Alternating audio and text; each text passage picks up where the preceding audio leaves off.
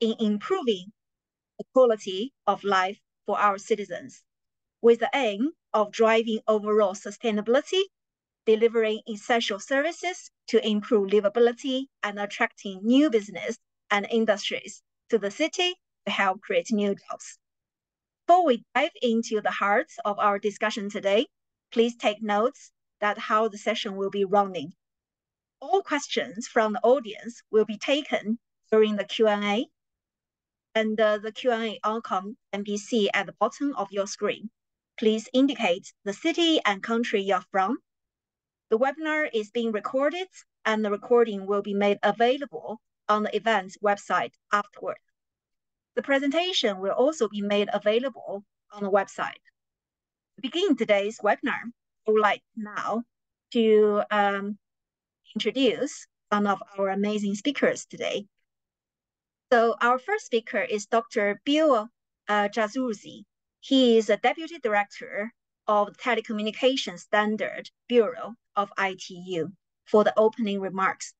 Since 2010, he has been leading the Bureau's standard-making activities into a new era characterized by rapid convergence and the need for increased collaboration with vertical sectors and participations between developed and developing countries.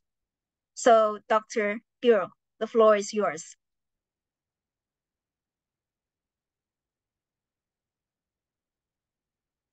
Distinguished guests, ladies and gentlemen, in an era where urbanization is on the rise, it's imperative that we transform our cities into hubs of innovation, efficiency, and sustainability. The concept of Cityverse is a unique amalgamation of the metaverse and cities, leveraging cutting-edge technologies to harness the power of AI, data analytics, digital twin, and immersive technologies to provide comprehensive real-time insights into the dynamics of cities. Cityverse empowers urban stakeholders with accountable information, enabling them to optimize resource allocation, enhance city services, and create more livable, efficient, and sustainable urban environments. This innovative environment has the potential to revolutionize urban planning and management by offering a holistic understanding of city life in an easily accessible format. To create better, healthier, and more livable communities for us and for future generations, Cityverse can leverage emerging technologies to enhance the quality of life for their inhabitants by reducing energy consumption and improving overall urban services. The ITU focus group on Metaverse is also delving into the topic of Cityverse, led by Ms. Christina Zhang from the Metaverse Institute and Cristina Martinez from the European Commission. The focus group, through its topic group on Cityverse, will not only look at the concept of Cityverse in a holistic fashion, but will also examine how the Cityverse can serve as an ideal vehicle for decision-making in the urban context. To provide further clarity on the concept of Cityverse, the focus group is also developing a definition of this term.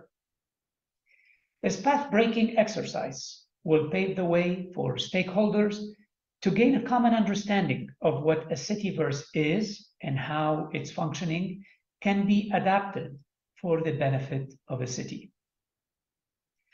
Complementing the work carried out by the focus group, the ITU Study Group 20 on the lead, which is the lead expert group that focuses on the development of standards to help cities accelerate their digital transformation, promoting the interoperability and seamless integration of IoT technologies, and fostering innovation and enabling the empowerment of smart city solutions worldwide. Similarly, The United for Smart Sustainable Cities initiative, U4SSC, is a global UN effort that brings together governments, international organizations, and industry leaders, and other stakeholders to advance the development of the urban ecosystem through digital transformation. Let us embrace the challenge and work together to build a cityverse that is open, secure, inclusive, and accessible. I look forward to learning more about this important topic from our distinguished speakers. Thank you for your kind attention. Thank you, Dr. Jasuri, for those thought-provoking remarks and giving us an overview of the cityverse. Our next speaker is from Querétaro, Mexico, one of the safest and most culturally and technically advanced cities in Latin America.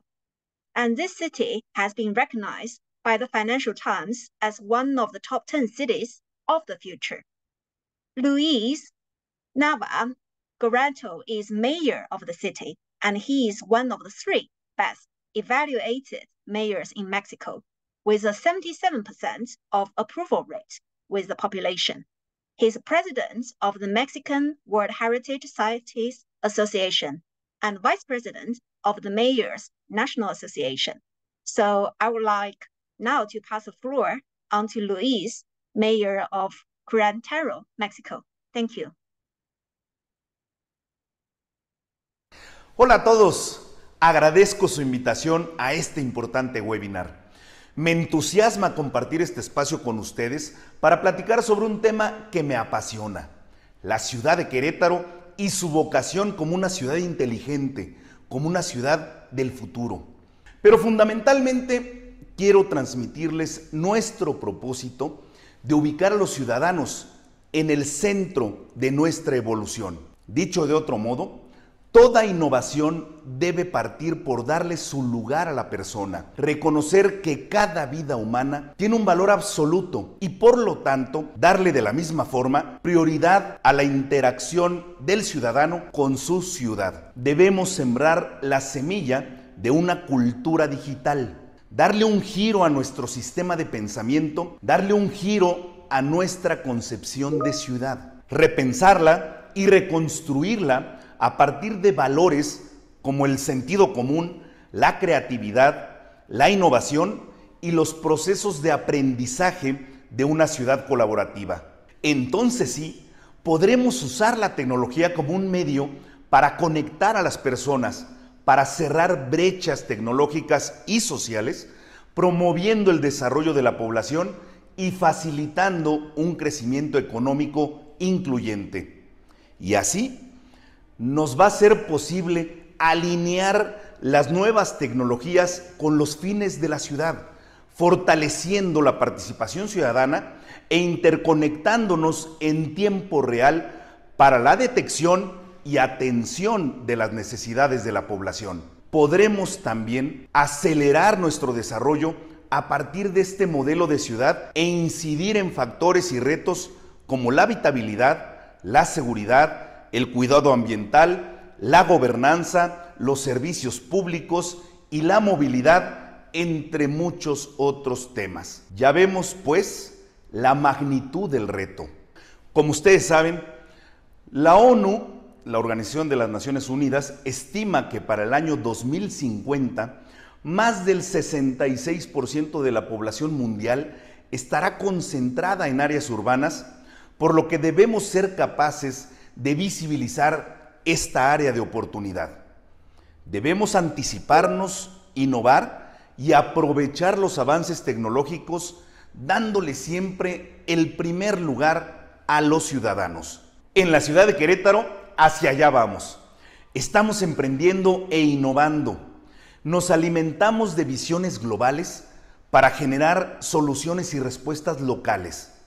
Creemos en las asociaciones público-privadas desde la perspectiva del desarrollo. Contemplamos una hoja de ruta de conectividad para la transición a las redes 5G. Ya estamos listos para incorporarnos y participar de lleno en la industria digital. Y tenemos todo el potencial económico y sociocultural para hacerlo.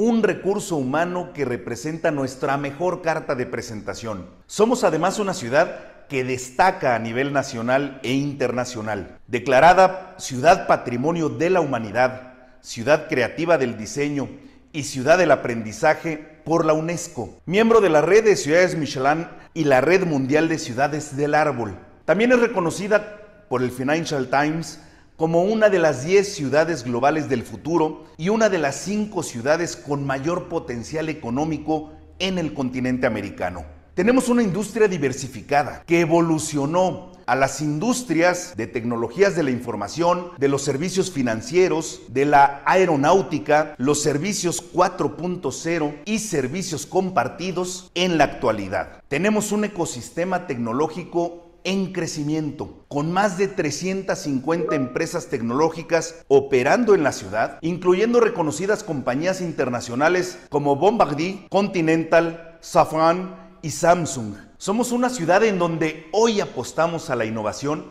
y al uso de la tecnología para mejorar la calidad de vida de las personas. Contamos, finalmente, con un proyecto que merece mención especial, como lo es nuestro próximo Centro de Innovación y Tecnología Creativa, que lleva por nombre Bloque, un espacio público que colocará el binomio conformado entre el talento queretano y la industria digital en el centro de desarrollo y la calidad de vida de nuestra ciudad. Un edificio moderno, accesible, que se convertirá en el hogar de una comunidad viva, un espacio de más de 10,000 metros cuadrados, diseñado para fomentar la colaboración, la creatividad y la innovación, para brindar capacitación sobre las nuevas tecnologías, apoyar el emprendimiento en este sector e impulsar el sector de videojuegos. También buscamos cerrar brechas digitales y convertirnos en desarrolladores de la tecnología. Y por supuesto, con esto, impulsar la movilidad social. Nuestro propósito es articular el mejor ecosistema de innovación en nuestro país, a partir de un modelo que denominamos de 4 Es: educación, empleo, emprendimiento y entretenimiento. Con educación en tecnologías emergentes y desarrollo de habilidades para la industria de los videojuegos, tendremos más de 10,000 beneficiarios directos por cada año. Con apoyo a emprendimientos de base tecnológica, beneficiaremos a más de 60 empresas emergentes locales anualmente. Y con apoyos para empresas de base tecnológica, facilitaremos la generación de 300 empleos por año en este edificio. Esto nos va a permitir potenciar el talento queretano para generar utilidad social, cerrar brechas sociales a través del apoyo al emprendimiento y la creación de mejores empleos. Estamos seguros de que Bloque se convertirá muy rápido en un referente nacional. Representa una gran apuesta hacia el futuro de México, una apuesta que estoy seguro se replicará en otros estados, beneficiando cada vez a más mexicanos. Y esperamos igualmente que se den el tiempo de visitarlo, de conocerlo y sumarse a nuestra comunidad de innovación en un futuro cercano. Están invitados a conocer el Bloque. Tengo claro que para aspirar a lo mejor necesitamos rodearnos de los mejores. Por eso celebro nuestra amistad y nuestras coincidencias. La convicción común de ubicar a las personas en el centro de nuestras decisiones para lograr ciudades inteligentes. Y la determinación de avanzar unidos hacia un futuro más humano, brillante y sin límites.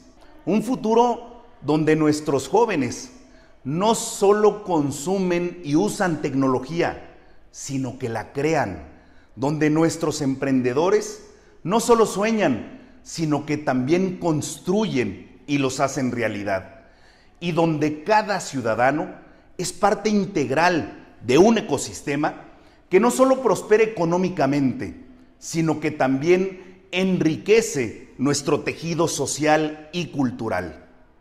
Trabajemos juntos para que el futuro de las ciudades inteligentes signifique prosperidad, innovación y oportunidades para todos. A todas y todos ustedes, De corazón, muchas gracias. Saludos. Hola a todos. Thank you so much, Luis, for your very passionate speech. And your city will be hosting the 4th ITU Forum on Shaping the Cityverse, People-Centered Cities, and Virtual World. So we're looking forward to visiting you all in March next year. So our next speaker is Chun-Sun Park, Secretary General of WeGo, World Smart Sustainable City Organization. Ms. Park has dedicated her career in the field of international cooperation. She served as a Korean representative of the Global Alliance for Vaccines and Immunization for 10 years and was a high-profile TV broadcaster. Ms. Park focused on human-centered, sustainable smart city, and she believes that smart city framework has become a culture in itself for the lives of our citizens. Ms. Park, over to you. Thank you. Thank you very much. Distinguished guests and excellencies and ladies and gentlemen, good afternoon. I am Jung-Suk Park, Secretary General of WeGo, the World Smart Sustainable City Organizations. WeGo is an international organization of city and local governments and solution provider companies and institutions for R&D to promote transformation of cities into smart sustainable cities. The headquarters is located here in Seoul, so it's 11:20 p.m. So, and as an organization focused on smart city, we can confidently say that it is one of the largest and oldest membership-based organization in the world. So I am happy to be part of this important new agenda of partnership with outstanding global stakeholders. And I'm glad to find very familiar faces here. And we discussed important role of municipalities and cities for making their citizens' life sustainable and livable. So I'm sure cities could play a critical role in making tangible projects and policies as well. So I believe that the Cityverse is a very fresh and timely matter to discuss for time to come to us. And first of all, I'd like to extend my gratitude to ITU and the Metaverse Institute, the two organizations behind today's discussions on People-Centered Citiverse, for inviting WeGo to be part of this important discussion. This is indeed the exciting subject that delve into the opportunities and challenges that we've faced in urban development. And WeGo and ITU partnership dates back to 3 years ago, after having participated in the high-level dialogue at the WSIS Forum in 2022 through online. I was honored and pleased to be part of a mayor's high-level events at this year's WSIS Forum in person. So WeGo and ITU share a common goal of enabling people-centered sustainable smart city through digital transformation. Our partnership revolved around the collective opportunities for the ongoing year and beyond. Today's theme captions how to successfully develop people-centered cityverse. Yes, it is a very critical question that we should always ask ourselves when it comes to smart city development. After pandemic and drastic climate change, we are witnessing people-centered smart city have become crucial since they prioritized their well-being and needs of residents, and leading to more sustainable, inclusive, and livable urban environment. So decentralization, the role of cities is increasingly elevating in global discussion. So cities are on the front line of the addressing pressing local issues, making them better equipped to respond promptly and effectively. So they are a hub of innovation and can tailor solutions to their specific needs. Moreover, as urbanization continues, cities become focal point for economic growth and social development. This growing importance of cities in this centralized system enhances their influence and relevance. This importance of the city's role and human-centered smart city value stands at the heart of all WIGO's program and activities. One of our notable endeavors is the Seoul Smart City Prize, which is designed to promote the innovative yet inclusive smart city model that looks after underprivileged groups in the era of the fourth industrial revolution. This core mission serves as a basis of two categories of the prize. One, tech innovacity. Second one, human-centric city. As WIGO envisions that smart city should be defined and measured in terms of being both people-centric and technology-centric. This year, we awarded the inaugural prize during the ceremony at the Seoul Smart City Prize 1 month ago. Out of 240 entities, we honored 21 finalist cities, corporations, and institutions, and individuals across the multiple categories.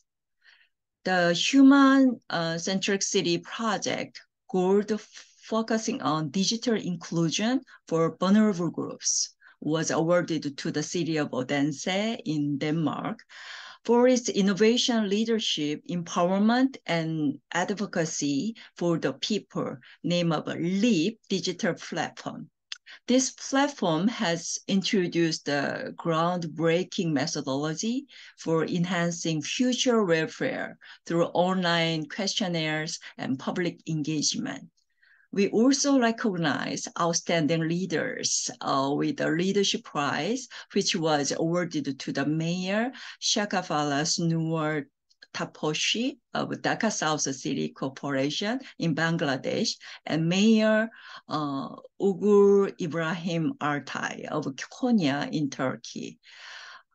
So Dhaka South mayor was recognized for his significant contribution to Dhaka's advancement and well-being of its residency. And Konya's mayor made a lot of digital applications for their citizens. So when they faced the earthquake, one of these applications saved their citizens' lives as well. So today I am excited to hear about Smart City Initiative from Querétaro and Rotterdam, Dubai, City of Tempera, and Guangzhou as well.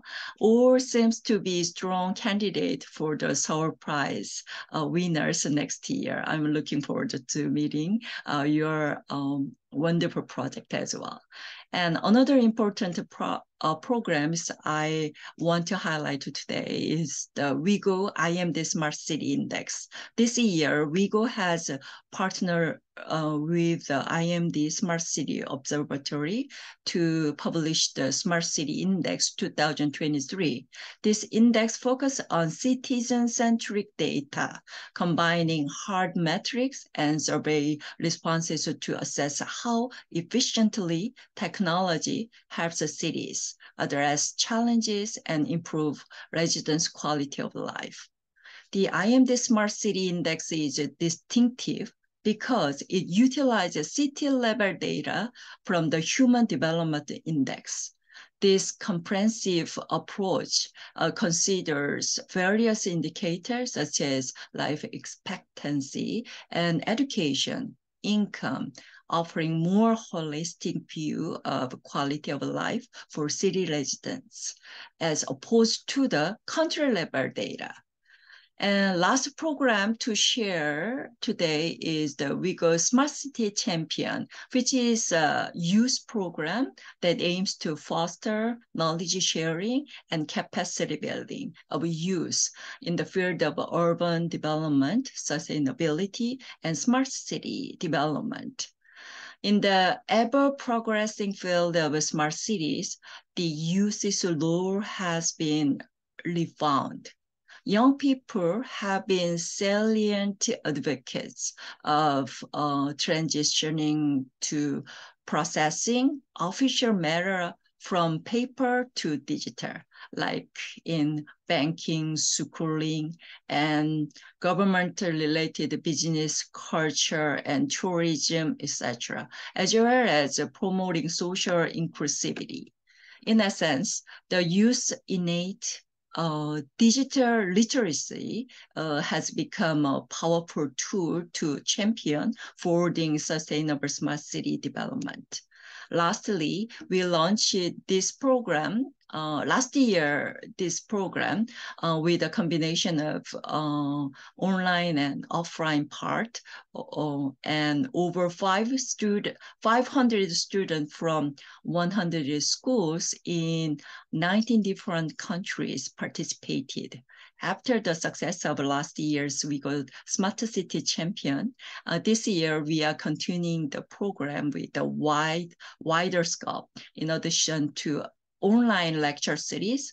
And this year's program has also been hosted in person in 6 other cities like Baku, Azerbaijan, Munich, Germany, Geneva, Switzerland, Athens, Greece, and Milan, Italy, and Los Angeles, USA. If you are interested in being connected to this program, please reach out to me, WIGO, and we can share materials and enable any students from all parts of the world to join and be smart city champions. So WIGO celebrates and support this initiative on People-Centred Citiverse led by ITU, and which is expected to bring about the digital transformation that makes cities more livable, sustainable, and equitable for all citizens. We believe that the digital transformation of cities holds a vast opportunity for innovation and inclusion. Taking a step further from today's discussion, WIGO will share the inspiration, idea exchanged today and strive to spread this important value to WIGO members and partners worldwide. I look forward to joining the rest of the fruitful discussion on the development of a people-centered Citiverse. Thank you very much. Thank you, Secretary General, for your support to ITU on the Citiverse initiative, and also massive congratulations for all the wonderful work your members has already been doing to champion the people-centered smart city developments. So we're very much looking forward to working with you and to become the champion for people-centered Citiverse in the future. Thank you very much. Now, let's move on to our next opening remarks, for which I would like to introduce Dr. Adlan Yamaru, who is the Chief Knowledge and Innovation Branch of UN Habitat. She leads global policy analysis and foresight on sustainable urbanization, as well as innovation work on digital and smart city solutions. She holds an MPhil in development studies from the University of Cambridge and a PhD in human geography from the University of London. Adlan, over to you.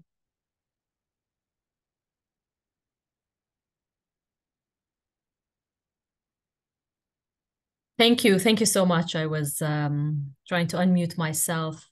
No, I want to start by saying I really appreciate UN Habitat receiving an invitation to join you in this very timely, very exciting and complex conversation of the Cityverse today. So very grateful to the organizers for having invited me. So of course, UN Habitat is the UN agency or entity that is responsible for promoting and supporting sustainable cities and human settlements globally. We are in the lead for promoting the implementation as well as monitoring of SDG 11, which is focused on advancing the notion of sustainable cities and communities. And I'm actually addressing you today from Istanbul, where UN Habitat will be celebrating World Cities Day tomorrow. And we have some pre-events today. And a lot of the conversation today has been around financing sustainable urbanization and a sustainable urban future. And I think I want to come back to that a bit later on in my introduction as well, the question of finance and resources and capabilities as a question that we must ask as we think about the Cityverse.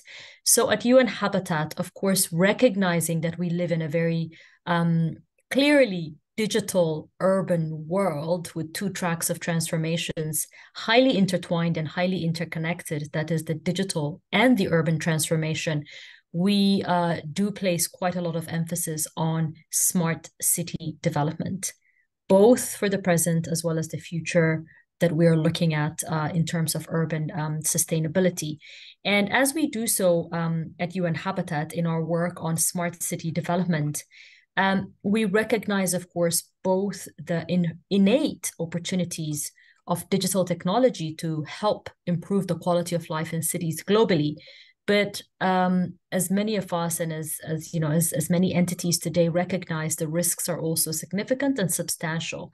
And so this is why we are very clear in our proposal and advocacy around a people-centered smart cities approach. And it's really good to hear the other speakers speaking also about a human-centered approach to smart cities. And even this particular session today focusing on a people-centered cityverse. So it's good to see that. It's good to see the alignment. So in our work at UN Habitat on a people-centered smart cities, we put inclusion and human rights before everything else. And we promote the centering of people's needs, people's rights, and people's priorities before technology. And therefore, people before technology is our principle in our work. And to be a bit more specific, we promote 5 principles with respect to people-centered smart cities. And my message today is that these very same principles remain absolutely relevant and essential as we think about the Cityverse as well. And so just to highlight what these 5 principles are, which I believe remain relevant in the realm of the Cityverse, the first is empowering people and communities. As UN Habitat, for decades, and in fact, ahead of many other actors, we have been very clear on the need to involve and engage and empower stakeholders, and also to involve, engage, and communities. And so this remains a priority for us in our smart city development work as well, the notion of empowering people and communities before anything else, maximizing participation, representation, transparency, and sharing control and oversight over technology with people and communities. A second principle for us is making access to technology equitable, which is the equity piece, the digital equity piece, both in terms of affordability, but also the skills and access to devices as well. A third principle for us is around the notion of responsibly managing data and digital infrastructure. And here it's really about ensuring that we have a data governance framework that works for people, that works for communities, and ensures that we are aligned to principles of inclusion. A fourth area for us is the notion of building trust and securing digital assets, safeguarding public trust. When we think about smart city development, protecting data, protecting rights is part of this notion of and principle of security. And finally is really capacity, whether it's in terms of the infrastructure capabilities, but also the capacity of stakeholders to engage with this agenda. this agenda is not one that all can engage with. And I think we might have to think about this carefully when we think about the Cityverse as well. So I'm sharing these principles because I believe they are equally relevant as we consider the Cityverse. I want to move on quickly now to highlight what I think may be, of course, very clear and critical opportunities as we think about the Cityverse, but also challenges that we have to think about very critically. Of course, it's clear that, in the realm of the Cityverse, we have a wonderful opportunity to think about innovating, experimenting, imagining, at a very low cost. And so the notion of digital twinning can definitely transform how we think about urban design, urban planning in the virtual space. It allows us to model, to assess, to determine sort of the choices we want to make about shaping and reshaping urban form, how we think about our cities in an easy and sort of low-cost fashion. It allows us to think about not just the infrastructure and the design elements we have today, but the design elements and infrastructure for the future, for future urban growth, for the trajectories that we know are going to happen with respect to urban development. And from my perspective, far more importantly, it allows us to model the interconnected effects of choices and decisions. How does one decision impact another part of sort of the ecosystem of decisions that we need to make? So in this sense, it can be very powerful. So that's very clear. And this is one of the benefits that I see among others as well. Just very quickly, though, I do see challenges. And the first one that I want to highlight is, are we at risk of exporting the challenges of smart city development to the metaverse or to the Cityverse? And what do I mean here? What I mean is, we know that in today's world, we are facing critical digital urban divides and inequities. Do we not face a risk of replicating those in the Cityverse as well? And what do I mean by this? In the first instance, not all actors or decision makers will have similar or equal or comparable capabilities and access to the metaverse and the Cityverse and all these solutions that we're talking about. So in a sense, the skills, capacities, and infrastructure inequities that we see as we think about smart city development in reality are also at risk of being replicated when we think about the Cityverse and the metaverse. Who has access? Who has the skills? Who has the capabilities? Who has the infrastructure foundations to be operating in the Cityverse and the metaverse space? So I think this is something that we have to think about and avoid the Cityverse and the metaverse fast becoming the new frontier of the urban digital divide, the new frontier of inequity and inequalities. And so what are the safeguards that need to be in place to avoid replicating these inequities? This is one major question I have. The second is, when we think about the Cityverse and the metaverse and its construction and what it's constructed with in terms of the data foundations, the physical and spatial plans that we need to draw on to construct the Cityverse, in many parts of the world, there are critical gaps, data poverty, gaps in the physical and spatial planning foundations and information. Many cities can't even keep track of the evolution of their physical morphology, how their cities are changing and expanding. So what will be the data and spatial information that becomes the foundation of the Cityverse, where we don't have that data, at least in sort of, in a usable format? What then is the foundation for the Cityverse and the metaverse and constructing these ideas in the virtual realm? So how do we tackle this? How do we think about digital twinning for these kind of contexts where data poverty and inequities are very critical and serious? So I think my message here is, we have to be very critical about the risks as we think about the opportunities. We have to be critical about not replicating the inequities that we see today with respect to smart city development as we think about the Cityverse. Who is in, who's out? Who comes along, who's left behind? I think these are the questions that I would want us to think about very carefully.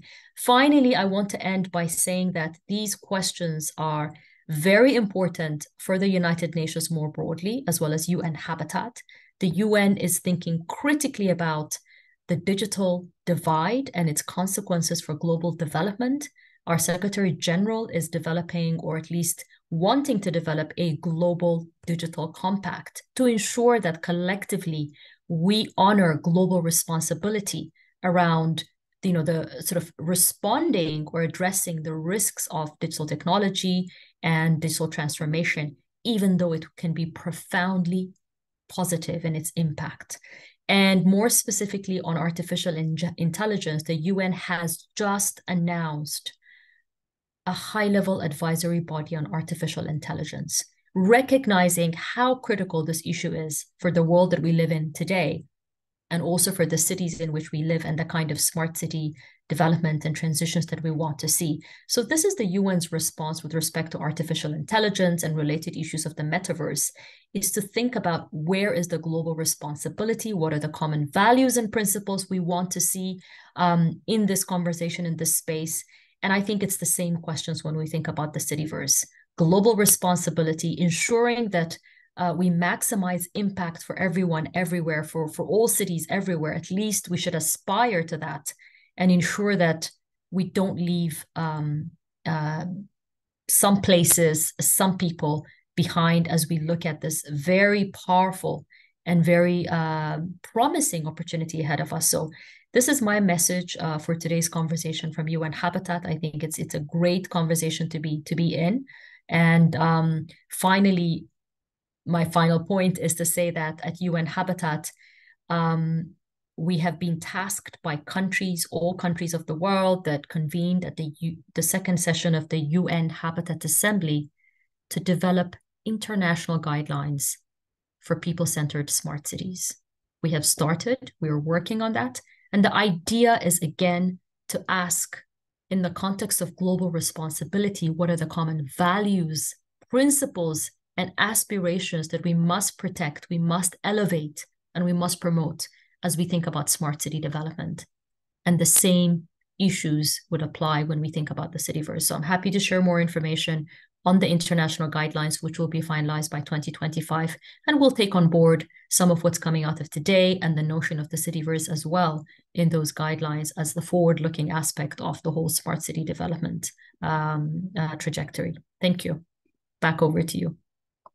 Thank you so much, Adeline. I agree with you entirely. I mean, worldwide, we still have like 3 billion population who are not even connected online. So when we're talking about the beauty of AI, metaverse, etc., digital twins, how can we ensure no one is left behind? So accessibility, inclusion, and diversity is definitely a very key important elements of our development around the Cityverse, especially people-centered Cityverse moving forward. And you're absolutely right. The UN Secretary General's digital compass will be a major guiding principles for all our experts within the task group to incorporate when we try to, looking at case studies and framework standard, etc. And we are very keen to working with you to looking at how that can be incorporated into the wider UN ecosystem moving forward. So your contribution is really greatly valued and appreciated by all of us. Thank you so much again. Yeah. Cool. Okay.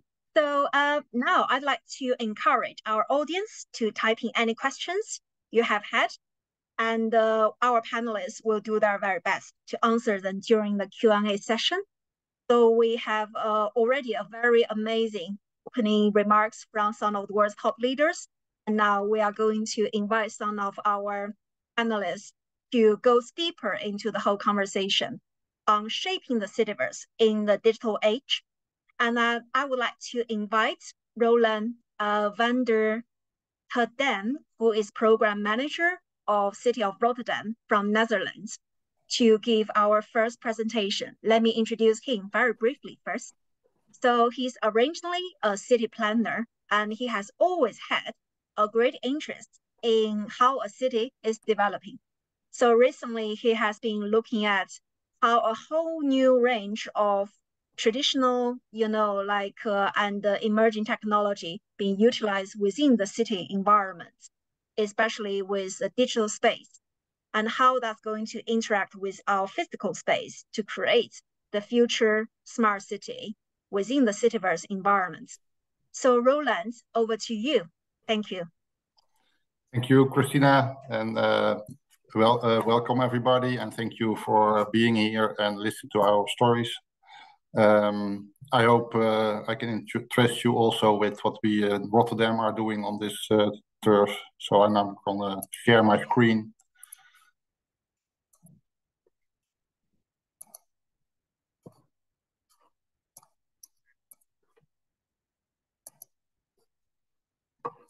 Can you see my screen now? Christina, yes, it's perfect. Yeah. Okay, thank you, Christina. So Rotterdam and the Cityverse or the Metaverse, I will use those terms mixed, I think, but it's still searching what is what, and how should we develop this? How should we explore and shape that new future together? That's what we're thinking about.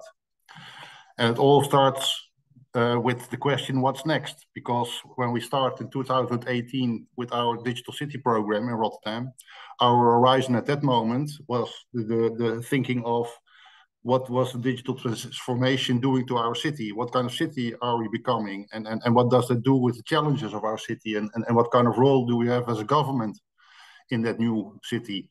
And so that were the questions that we had at that moment. That was our horizon then. But now we're in 2023, and now we're reaching our destination there. And we have found, I would not say all the answers, but quite some answers to the questions. And we've developed our open aero platform with a digital twin, and that will be all fully operational next year. So we are reaching the destination there. So what's next? What's our new horizon? What are we looking at from the point where we are standing now? And then we see the metaverse or the cityverse as something that is coming towards us, as that seems to be important. But what is it then? That's the next question for us. So if we look at the city, then we see what we call a social, physical, digital city. We see what we call the traditional city. That's mainly the social, physical dimension that represents a traditional city. That's how we shaped our cities for centuries. But now the digital reality is connected to that. And with the development of our digital twin, we try to make a connection between that physical and digital world. And when we make that connection all together, then we create what we say a digital urban community in Rotterdam.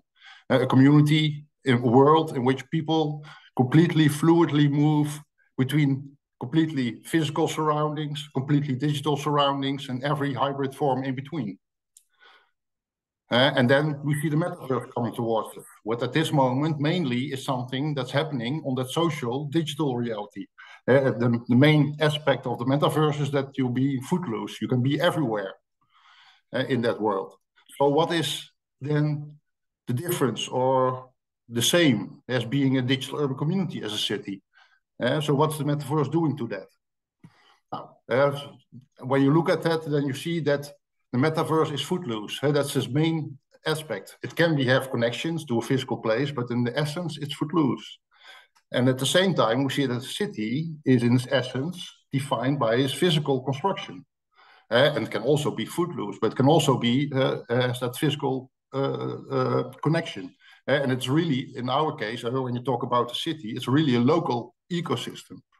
So we really want to understand what that metaverse concept is doing to our digital urban community concept of what we think that future will be of our city. Now, and when you look at the metaverse, you could say that the metaverse light in some extent already exists. And we see all kinds of what you could say betaverses.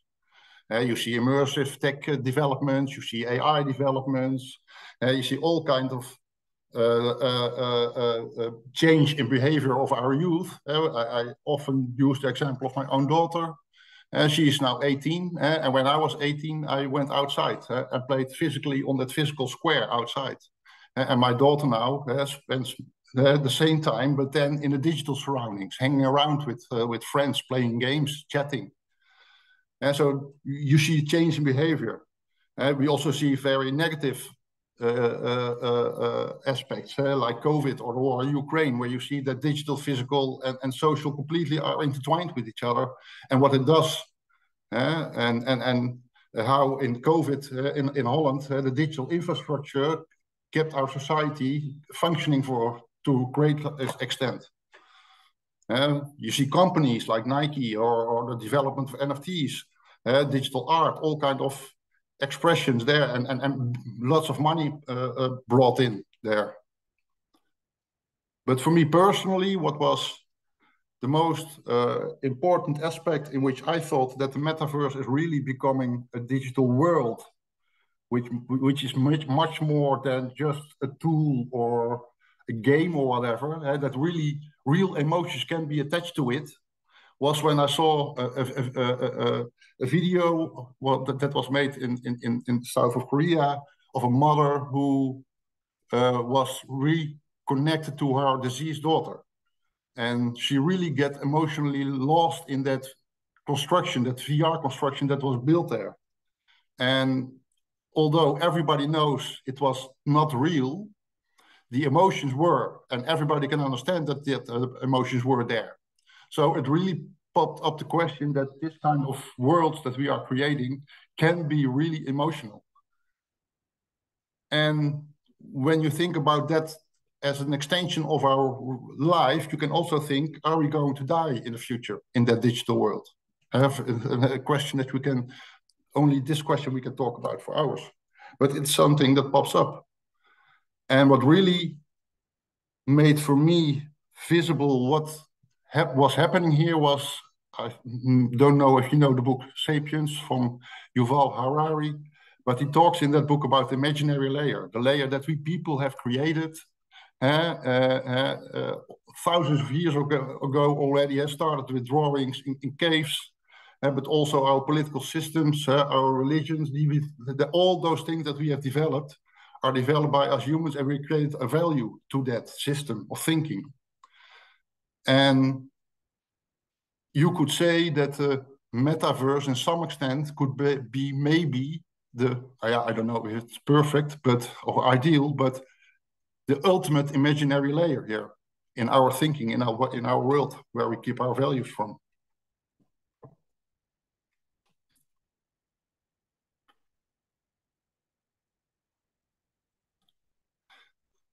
So what is then the metaverse for us? Now, in our opinion, the metaverse is something where all those metaverses are coming together, you could say. But that's more a technical approach. But that's something also the part of it. We see all things coming together. So in terms of techniques, we see AI, blockchain, immersive, quantum, web, all those techniques coming together and enhancing each other. The same we see on the turf of data. Data becoming more and more interoperable and more and more available for all kinds of sources, all kinds of data, all kinds of use. Software becoming more interoperable. As long as when we talk about games, and we have a separate Origin account and a separate Steam account, then we're not talking about the universe of the metaverse, in my opinion. And all networks are becoming more and more integral. So you could say that when all those things are coming together, and the key word in that is interoperability, then you see, in my opinion, something of that new world arising, what we call metaverse or cityverse. And that interoperability has all kinds of aspects. It's not only about technique, it's also about semantics, functional, organizational, juridical. So all kinds of aspects are attached to that. But interoperability is, in my opinion, the essence of that new digital world, that metaverse or cityverse. But okay, if we wanted to try to give it a definition, maybe it's too early, but let's try. And then we would say that the metaverse is a digital experience, that it's completely intertwined with the social reality of us people. And that the metaverse, we can move fluidly and footloose from one and another digital surroundings to another digital surroundings. And we have all the interactions that we want to have there, including with other people, of course. And who should develop this whole new kind of world? I think we should all develop it together. And so what we call a quadruple helix is, I think, necessary. And not only companies, but also knowledge institutes, governments, and especially, last but not least, the citizens themselves. And we should have much more a shared research agenda in which we can all define our problems and topics and research them together. And the government should have a role in that, especially when it comes to ethics and safety, transparency, privacy, that kind of thing. So because we see that in this new kind of ecosystem, trust is very important to make it a success.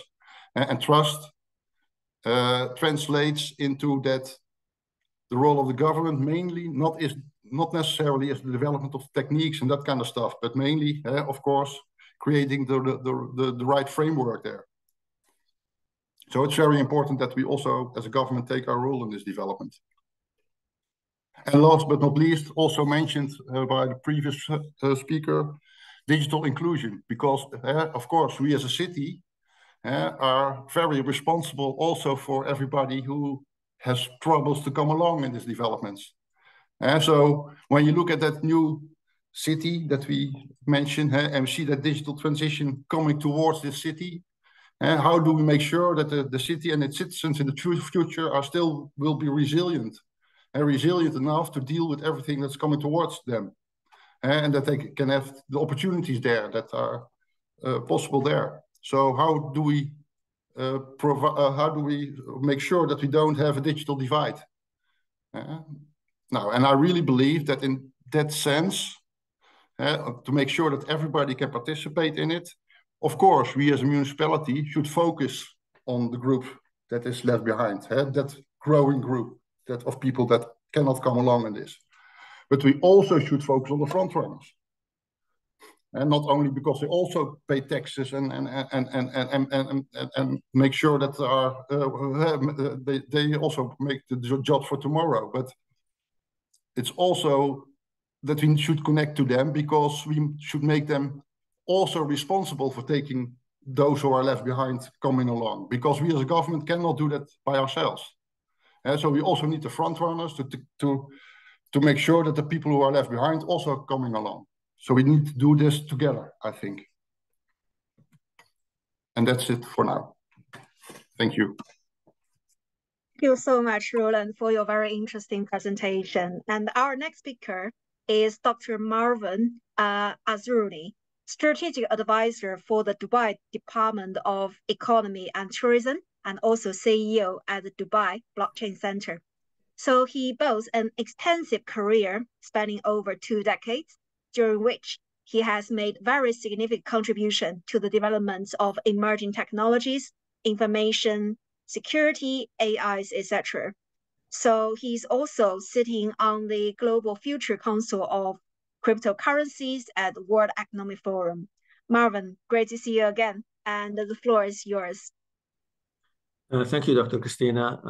So I would like to start by sharing my screen, if you enable me to do that. Sure, you can do it, yeah.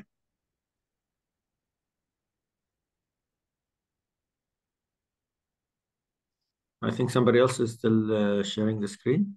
Yeah, Roland, would you be able to close your screen sharing, please? Okay, you can share that now. So I'll just start by giving you a little bit of a background. You see my full screen? It's not full screen yet, so if you can make it full screen, that would be great. How about now? Yes, wonderful. Thank you. Perfect. Okay, so I'll just start by explaining how the metaverse approaches in Dubai, and then we'll take it and I'll show you one of the outputs from that working group in Dubai. So when we looked at the metaverse, we analyzed what we are doing here in Dubai and all our different assets that are based here in Dubai. So we have, of course, the physical Dubai itself with all the buildings and landscapes and all the physical kind of interactions that the normal Dubai visitor has, and all the data that's gathered from the physical world as well. And then we have Digital Dubai, which is the entity responsible for all government departments, which used to be only responsible for interaction of the residents, citizens, and visitors of Dubai with the government entities. But now the mandate for that has changed completely to include every user journey in Dubai, whether it is a physical journey or a digital journey, whether it is a third-party provider like shared, rides or shared apartments or shared or journeys like buying a car, selling land, buying land, grocery shopping, anything that is a friction point or could be a public kind of annoyance or anything that could degrade the experience of Dubai. So everything around Dubai is based on experiences. Positive experiences is what we aim for, and the least amount of steps you have to go through to get something achieved is the better. And the more happier you are, the better for us as a government and also as a city. So we looked at the metaverse, of course, and all the headlines. And what we looked at is not only the economic value, but the metaverse brings, but also how it changes the way that we interact and how does it really impact our lives, whether it is basically empowering the citizen with data from the city or empowering the city with data from the citizen as well. All that with having the cap of or the perspective of the other in mind as well. So it is really a slider between providing the best experience and at the same time having privacy and the empowerment of the citizen to have data kind of governance over his own data, opt in and opt out of as many services as he wants to. And the more he opts in, the more data that he can actually empower the city with regarding to his, for example, user journey of when transporting through Dubai, or even purchasing something or engaging with any government or private sector entities. And the metaverse, we had two types of metaverse, the big tech kind of metaverse, which is actually what Mike Zuckerberg was referring to as a place to hang out with friends, a place to work in with virtual work spaces, as well as a place to learn, shop, and create. So everybody's empowered to use this metaverse. But it did not include the other part of the metaverse, which is Web3. The Web3 metaverse for us is also important. And the metaverse in this case becomes a vague kind of term as well, where you actually combine something like cyberspace with metaverse interchangeably, where value is actually what is the driver, not the actual interactivity. And what we decided in Dubai is actually to do both. Try to, as much as possible, start from a clear kind of definition of what the metaverse is, and build a metaverse on our kind of terms, not what the commercial entities are building for, not what the actual status quo of the big tech companies is, to see what value we can extract. We did the same thing with blockchain. When we did the blockchain strategy from 2016 till 2020, the focus was on what applicable use cases can be derived and taken advantage of this kind of technology, which is at that time was the blockchain. This is no different for us. Metaverse, we look at the value take from the metaverse for the city, for the citizen, for experiences, and therefore we have to really focus on how do we make the most out of this. And to have a guideline of where our thinking is, we had to establish some kind of a white paper and some kind of an approach where we start with a certain set of sectors where we see the most value is within the metaverse, and really try to find the applicable use cases within those. And our starting set was actually influenced a lot with Web3.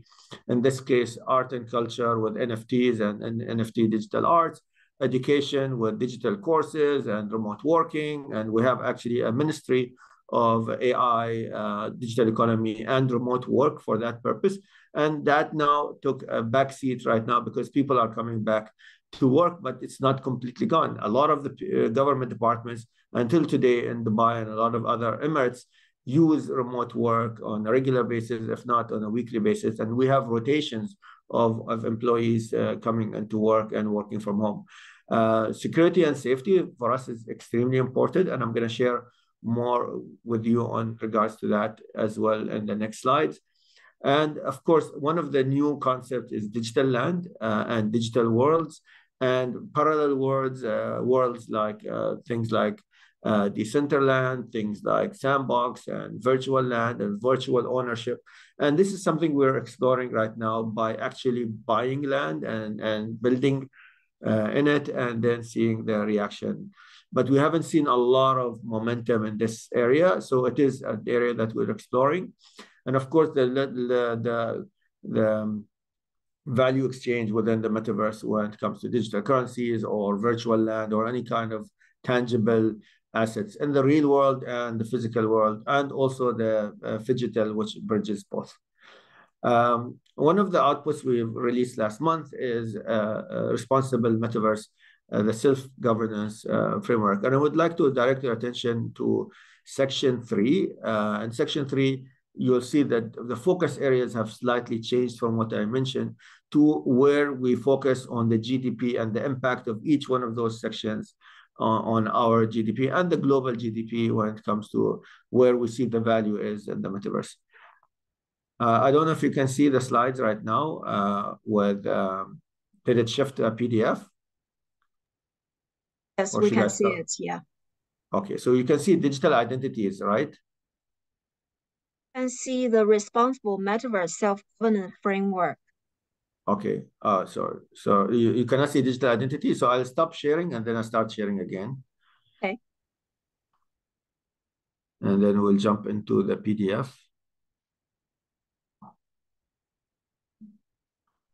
Can you now see current regulations?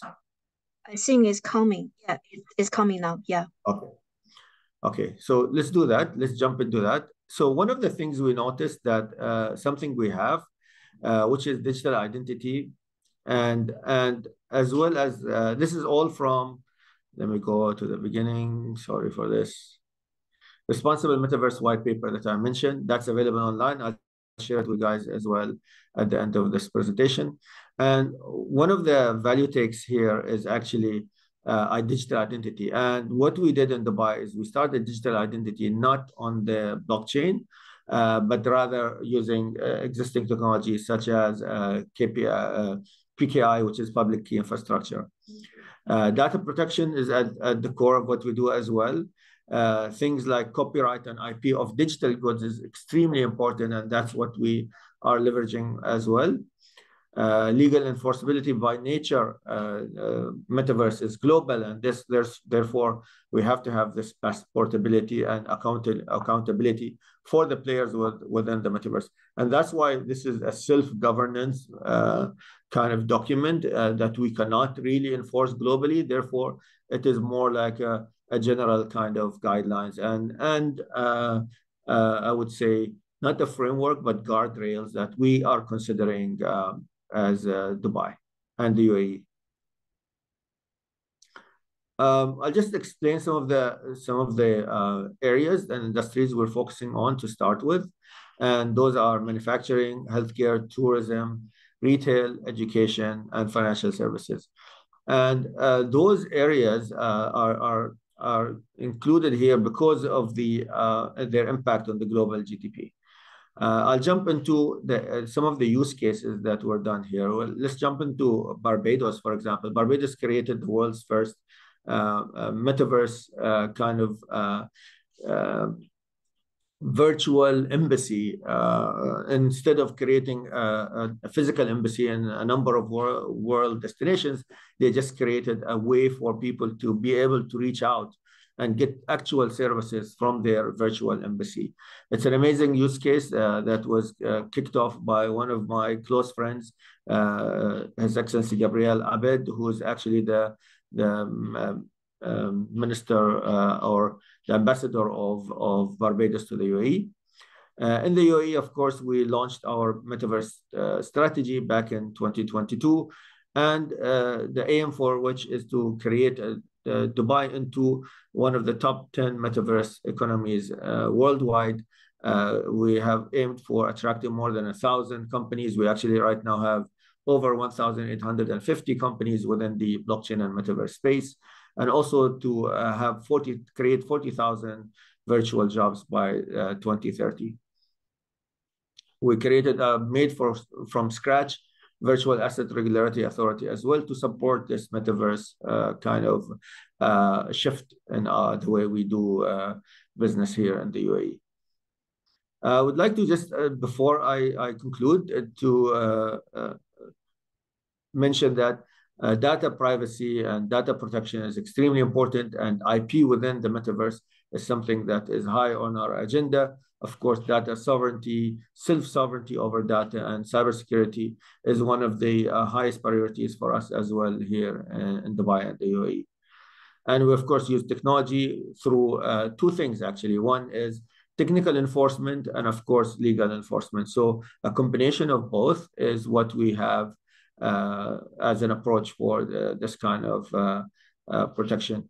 Digital well-being is also one of the things we look at and we are considering in this kind of approach. And this is some of the principles we have here. And I'm not going to go into details, but interoperability for access is important. Privacy by design, sustainability by design, transparency of trust, and blockchain plays a huge part of that. Fairness, equality, and inclusiveness is at the core as well of our principles. Commitment to diversity is actually important. And like I mentioned, accountability is there as well as safety by design, especially for younger users of the metaverse. That's it for me. And I encourage you to jump into this kind of document and really explore it by yourself. And if you have any kind of questions, all the authors are listed, as well as you can always reach out to me.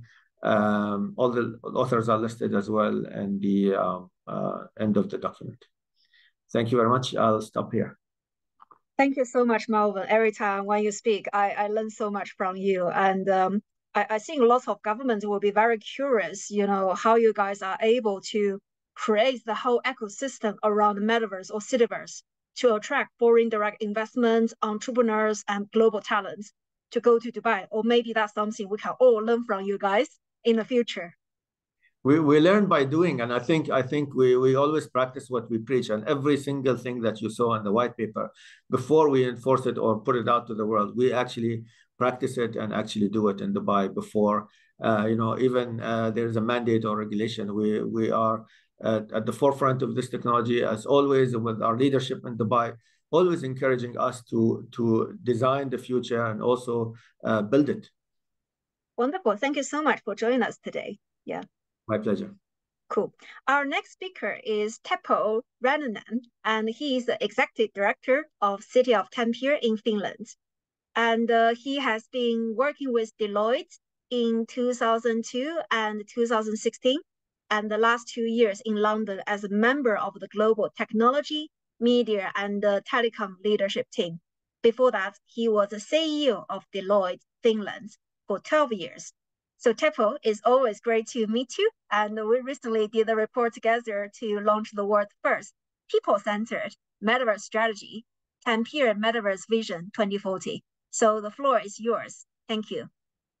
Thank you, Christina. Thank you for your introduction. Now, been 7 years with the city of Tampere, and it's been a great time, and really good to hear from Roland and Marwan, to people we've been working together with, and see how we can promote the whole idea of putting the metaverse into reality. So let me see if I can now share my screen in a way that it shows the... Can you see the full screen now? It's coming. It's still not full screen yet. So you want to click on that again? Let me just work on make that visible.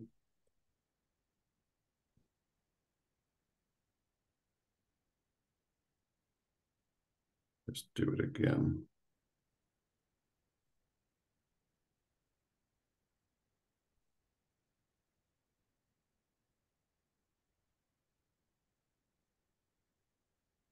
Is it now better? We can see you, but we can't see the screen. Almost my bad with the Zoom.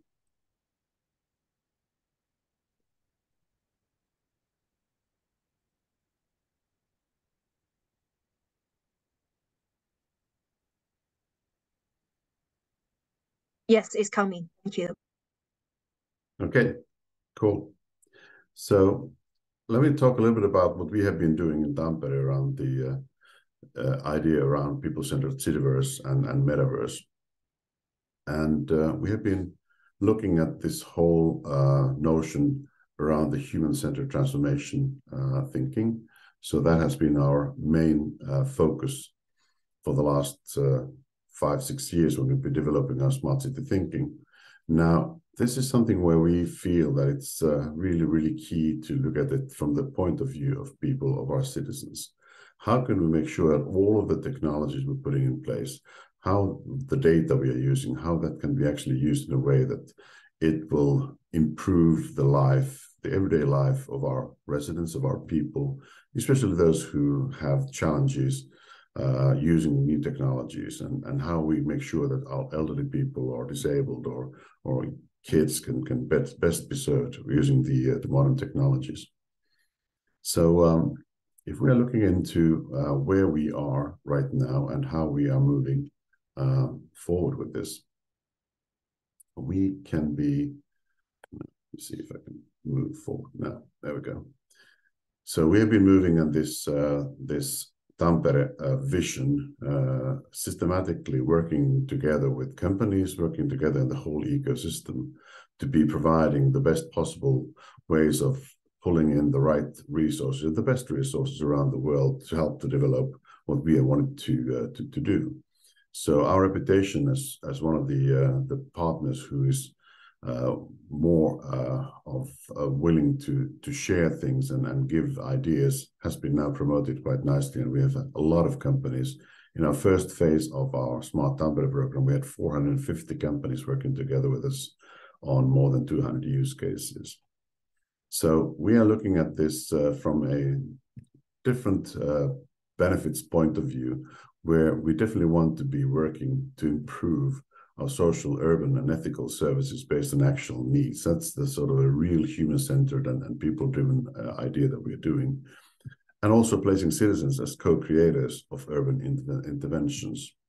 So that is in our broader array of benefits and possibilities. What we see is clearly important for the people point of view, looking at it from the people point of view.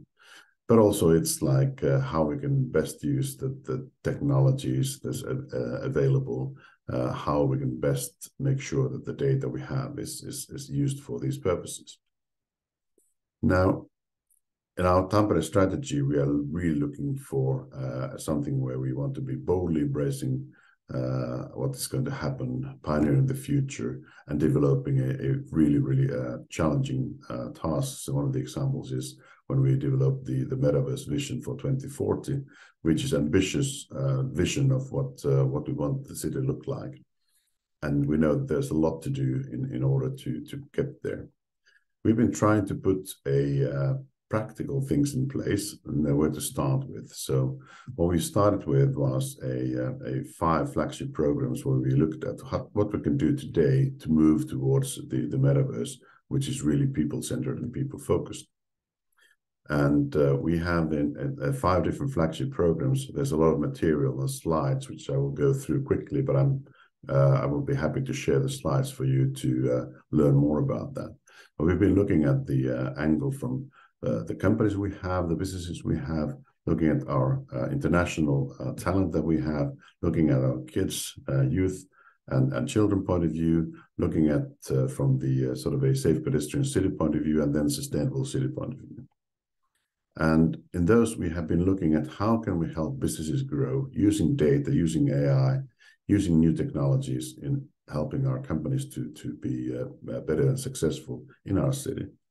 And we have been looking at new services there. One of them is a sort of a idea of data as a service for our companies. And we've been putting, for example, a virtual assistant to tell how the people flow in the city is today, but also predicting the future of the city flow. And this is what we call the Pulssi, Tampereen Pulssi, where you can see in the certain areas in the middle of the city how people are, how busy they are from people point of view right now, but also looking at hour by hour in the next 30 days or 60 days going forward. And that has been very much welcomed by our companies, restaurants, and shop owners. We're also trying to see how we can help the international people who come to Tampere to be better served using data, using technology to help them to find their place, find their services, and also understanding how we can better be attracting more of international talent to the city. And we've been expanding quite a lot now our base of foreign-born people who've moved to Tampere in the last 2 or 3 years, which has been good. So we've been successfully implementing this. And there's also an app to be used, and there's tools for people to be really available for them already today. The third of our element is look at the city of growth and learning, and looking at how our people, how youngsters can better learn, can better live their lives, especially if they have challenging conditions in front of them, and trying to promote things like equal learning opportunities, and also be able to tackle the potential segregation issues. Now, Safe Pedestrian City is the fourth one we had, which we are looking for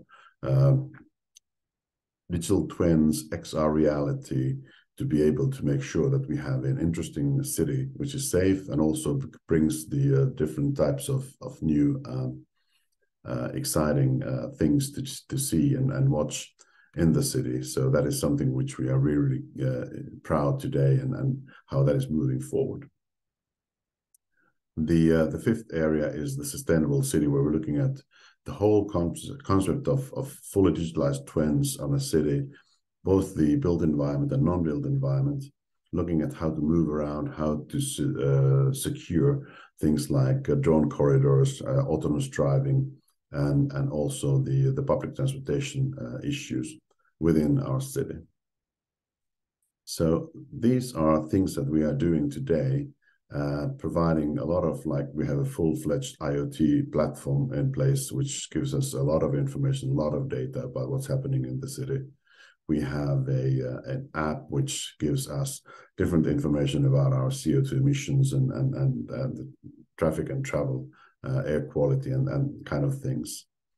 And we are looking also from the point of view of what does it mean from good governance point of view? What does it mean from the ethical point of view? How can we better understand what are the roles that the city can play, and how we can make sure that our people are really trusting us? And we have a high level of trust in Finland, and that is something we can use because people trust government, they trust what we're doing.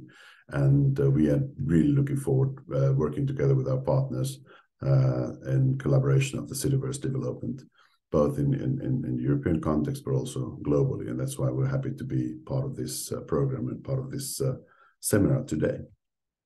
And our vision is really to build a responsible, sustainable, ethical city with governance and unleashing the potential of combining the physical and virtual worlds in the metaverse concept and using new technologies, which are centered on bringing people better lives and better days of their living in the city. So thank you so much for this, and happy to take any questions. Thank you, Teppo, for such a forward-thinking metaverse vision. And we will be very looking forward to see what's coming next from Tampere, because there are lots of exciting things going on in our side. So congratulations again. Yeah. Thank you. Cool. Our next speaker is Nicholas Yu, and he is the Executive Director from Guangzhou Institute for Urban Innovation. Nicholas is a leading authority on urban innovation. He has 50 years of experience as an advisors to mayors, central government leaders globally. He has worked for 30 plus years at the UN and international financial institutions on municipal finance, management, and planning. And he has trained and advised more than 1,000 city officials in 80 plus countries.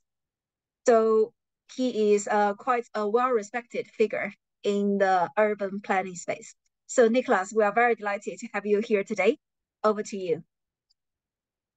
Thank you, Christina. It's a real pleasure to be here and to be amongst so many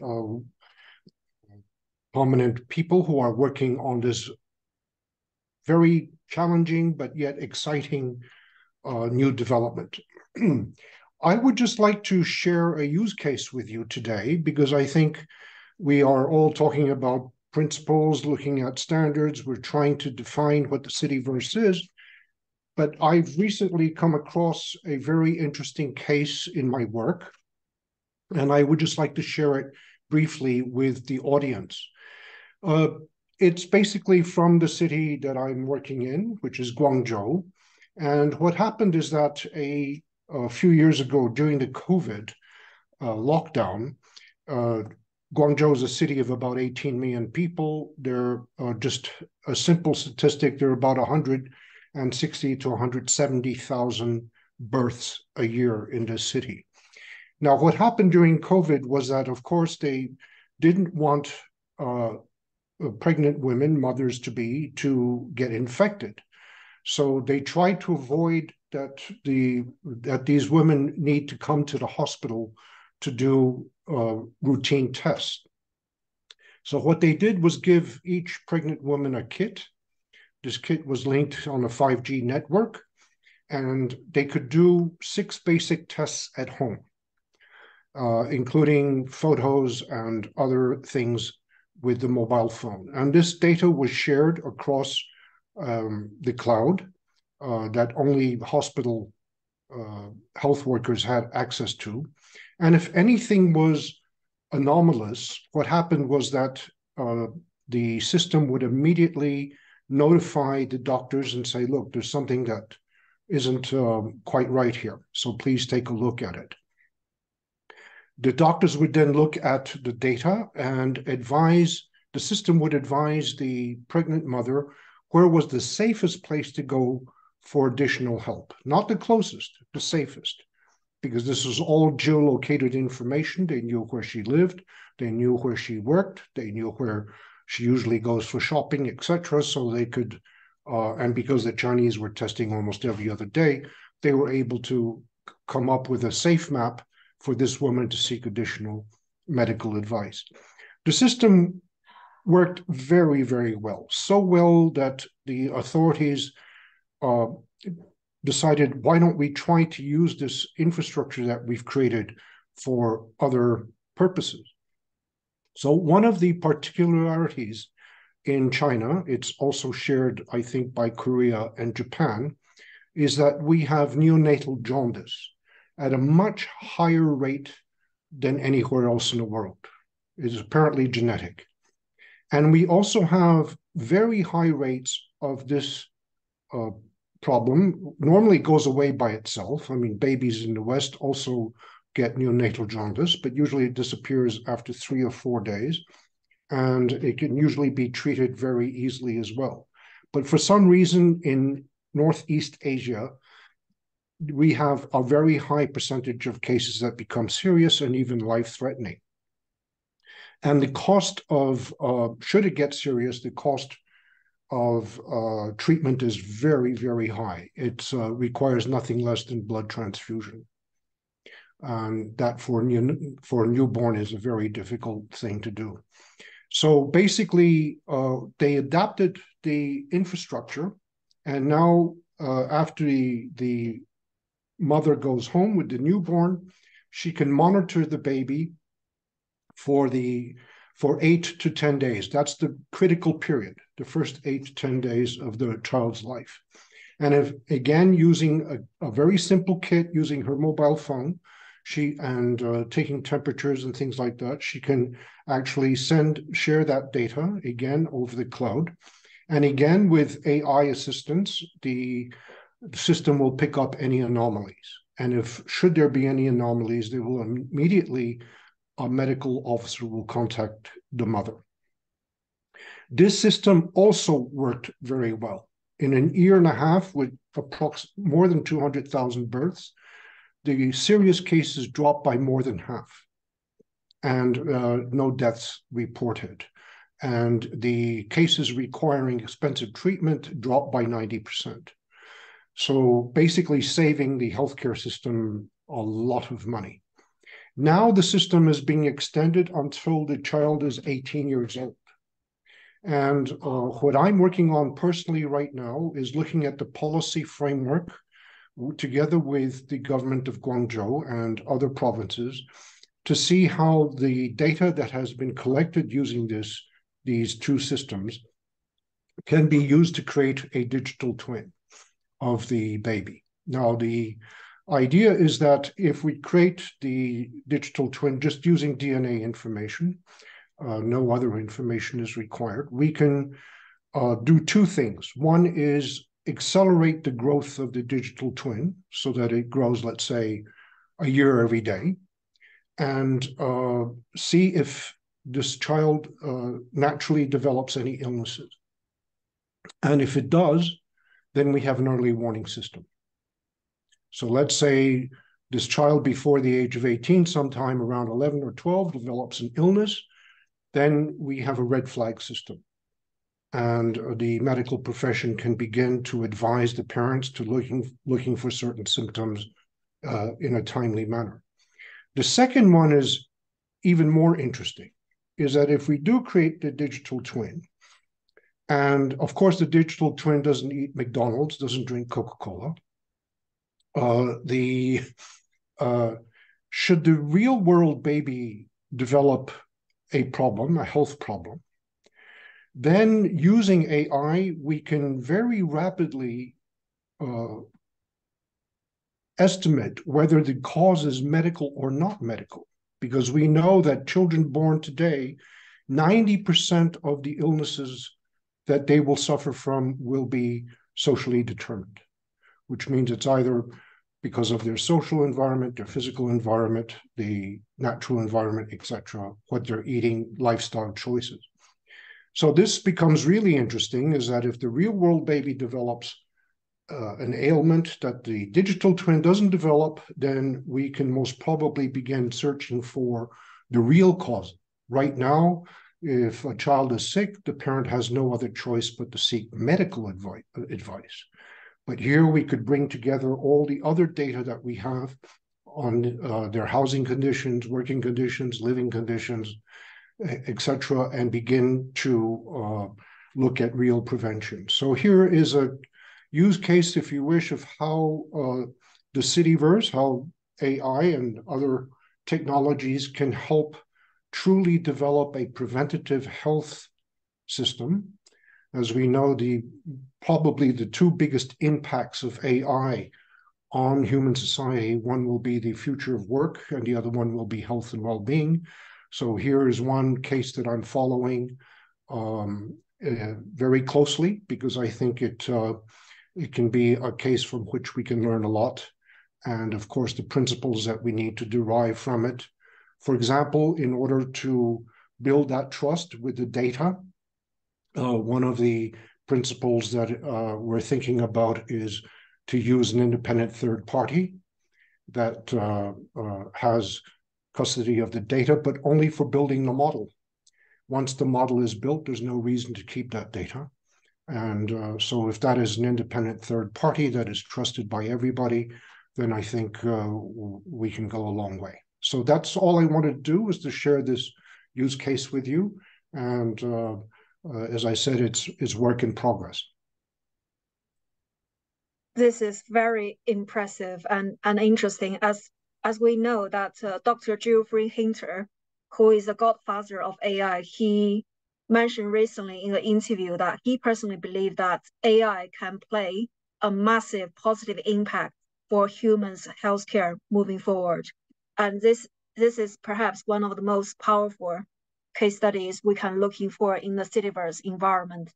So thank you so much, Nicholas, for sharing this with us. And we definitely want to include this as a case studies in the working group of the ITU moving forward.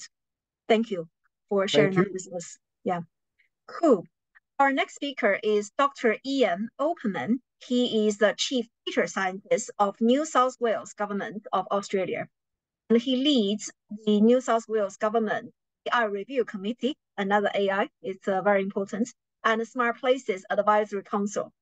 Ian is widely considered as an expert in the field of digital economy. He is also president of National Committee of Australia for International Electrotechnical Commission and chair for Standard Development and Accreditation Committee of Standard Australia.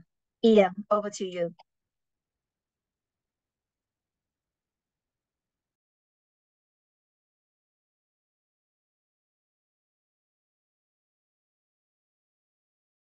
Hello, my name is Dr. Ian Opperman. I'm the New South Wales Government Chief Data Scientist and Industry Professor at University of Technology in Sydney, and also a board member of the International Electrotechnical Commission, the IEC. The metaverse, is it just another buzzword, or is it really a thing? Is it a real business opportunity? It's been hailed as the successor to the internet, and it's expected to serve as an immense space where you can work, socialize, play, and shop. Yet, while the metaverse has received much public attention and investment, there's still no convergence on terminology, application, and use. Is a single metaverse realistic, or are we really witnessing fragmented and parallel applications based on diverse communities and purposes? So what I'd like to do just for the next few minutes is give you a bit of a perspective on my own view on the metaverse, and also something we're doing from a tangible perspective to try and take steps to bring standards into the world of the metaverse. So let's start with, what is the metaverse? Is it still relevant? Given that you've joined this session, you probably are familiar with some elements of the metaverse. The metaverse has often been described as just a souped up version of an advanced version of the internet, much more 3D than the 2D experience that we have, the 2D experience we're having right at the moment with this recorded session. But the metaverse has a lot of potential. The metaverse persists when you're not there. If you log off, it's still there. If you engage in serious transactions in the metaverse, those engagements and transactions still exist after you've left. So it is a bit like the convergence of a meeting place, an online engagement, but also more than just games. If we start to do things which are important in the metaverse, if we start to talk about digital identity, if we start talking about real transactions with businesses or governments, then the metaverse is something quite different to a simple engagement or even a game where the consequences don't really matter. We can spend, we can commit, we can apply obligations in a metaverse environment. And interestingly, of course, the issue is that if we are in a shop, we know where we are and when we are, we know who we're engaging with. In a metaverse environment, you don't entirely know who the other person is. You don't know if they really are who they represent themselves to be.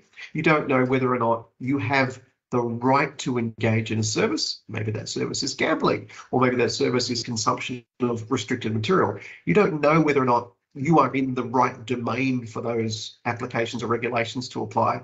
And it's quite a different blurring of where and when you are compared to a simple online engagement. So is it relevant? Absolutely. Is it a way of doing things different? Absolutely. Is it something that we really need to think differently about? Absolutely, because many of the things that we've worked out over time about appropriate behaviours, appropriate practices, appropriate work health and safety issues are things we still need to work out, because they do have a geographic and a temporal and a relationship element to them, where when we're doing things in a digital environment, it's not quite the same, but it has similar connotations to what we're doing in the physical environment. What could it look like, and how do you see it evolving? Really important questions. So as I started just moments ago to talk about, we've worked out practices of behaviour in the workplace which talk about appropriate interactions or appropriate issues like behaviours and space and the sorts of things you can comment on, the sorts of things that allow people to get on in either professional or non-professional environment. In the metaverse, we get a bit of a twist there. For example, could I turn up looking like a pirate? in the metaverse? Of course I can. Technically, of course I can. Would I do that? Could I represent a different aspect of my personality in a metaverse environment? I could, I technically could, but would I do it? Could I represent myself as a woman or a child or someone who, an historical figure? Of course, technically I could, but would that be an appropriate thing to do? Would I be okay to engage with someone who represented themselves as a relative of mine, even though they weren't really, and possibly even a dead relative of mine? It's all technically possible. And of course, it's not illegal because it's a virtual environment. But these are the sorts of questions that we really need to start thinking about. How can we verify who we're engaged with? What's appropriate in terms of virtual behavior? And what's the underpinning in terms of harms and considerations or regulations or restrictions that we need to think about in that virtual environment? What are the challenges to build an accessible, safe and interoperable metaverse? Well, some of that is really quite straightforward, but some of it really is semantic and syntactic issues, and that's the easy stuff. But as I'm starting to allude to, could I, for example, engage with a gaming device in the metaverse that I wouldn't be allowed to engage with in my own environment? Here in New South Wales, there are restrictions on poker machines. So those slot machines you put money in, the wheels spin. There are restrictions on engagement with those in New South Wales. But if I'm engaging with one in the metaverse, is that okay? And whose jurisdiction actually applies? Whose laws apply? If I'm engaging with someone and they're pretending to be a child, can I actively verify that person is a child, or are they really someone else? Is it okay for someone to represent themselves as a different gender or as a different personality? And if I'm relying on what they're telling me, can I rely upon them if they're actually underage and I can't really engage with them legally or contractually if they're not of an age where they can commit to those sort of relationships? So there are a lot of issues around that element of safe, which goes well beyond issues of technology, well beyond issues of credit card, well beyond issues of potential fraud. In a real work environment, we have things around breaks, around the length of the working day, around the level of light and ventilation that comes into a building.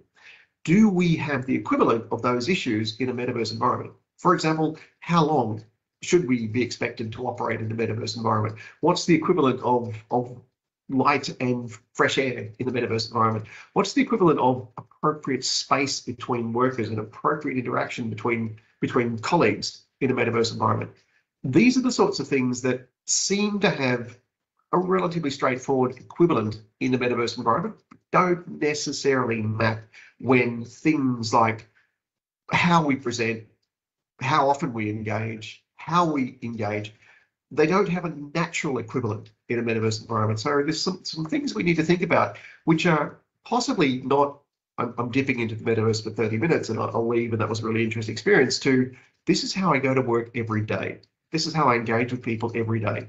This is how I build relationships every day. So some of these challenges about an accessible and safe metaverse really need to be thought about. Accessibility is a really interesting one. So potentially the metaverse is far more accessible for people with disabilities than the physical world, just because of the physicality associated with challenges with disability. It may well be much, much easier to access the metaverse if you have a disability. But again, what's appropriate? How should we engage with an avatar, or possibly an avatar which does or does not represent a disability in the metaverse? What's appropriate? What is appropriate? These are things that we haven't quite worked out. The last question is, what's the current and future direction of metaverse standardization? That's a doozy of a question. The metaverse, it's a bit like smart cities really, the metaverse has so many different elements to it. From an enabling technology perspective, we talk about data sharing and digital twins and AI and Internet of Things. And these are all, if you like, the horizontals that really help support really what the metaverse promises to be able to do. But we do need to think about specific standards for the metaverse, which talk about safety. Safety for participants, safety for those people with disabilities, safety for those who are vulnerable, safety for children.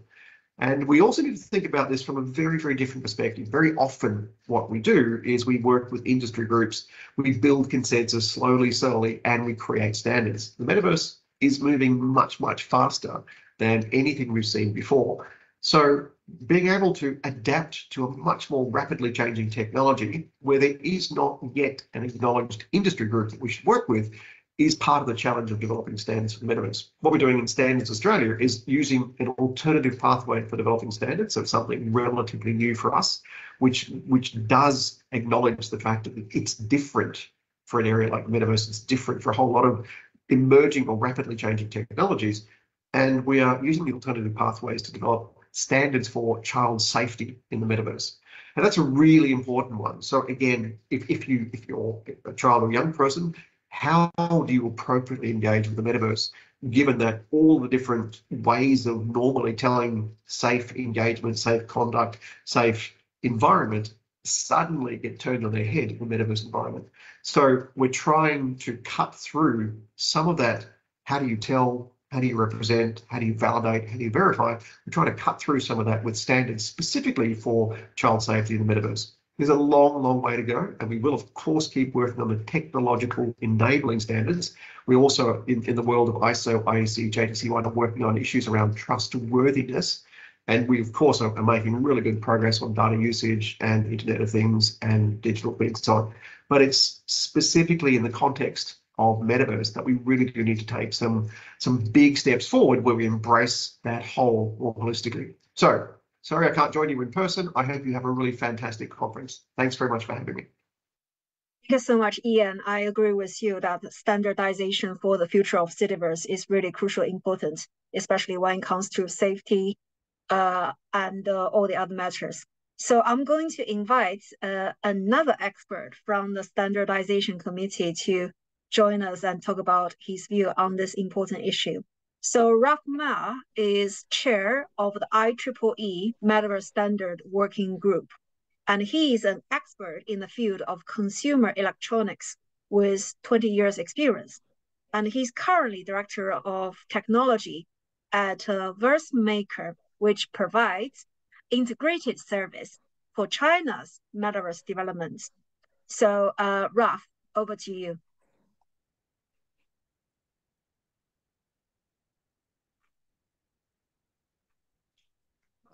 Hello, everybody. Thanks for having me for this session. It's a great pleasure to introduce what we are doing and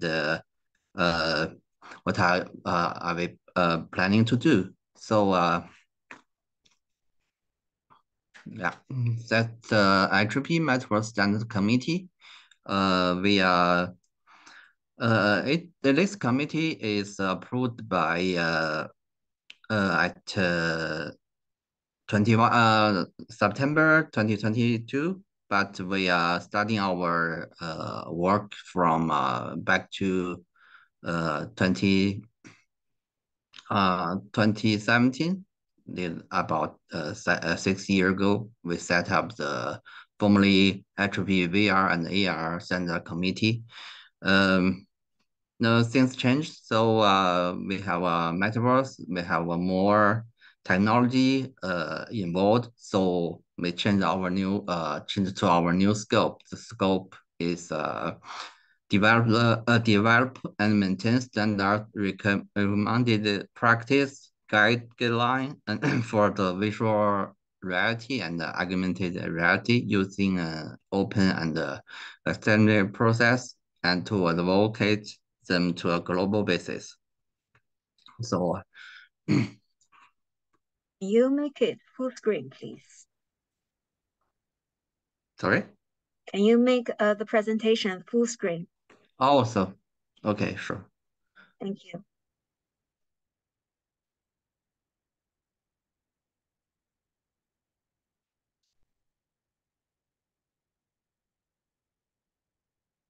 Okay.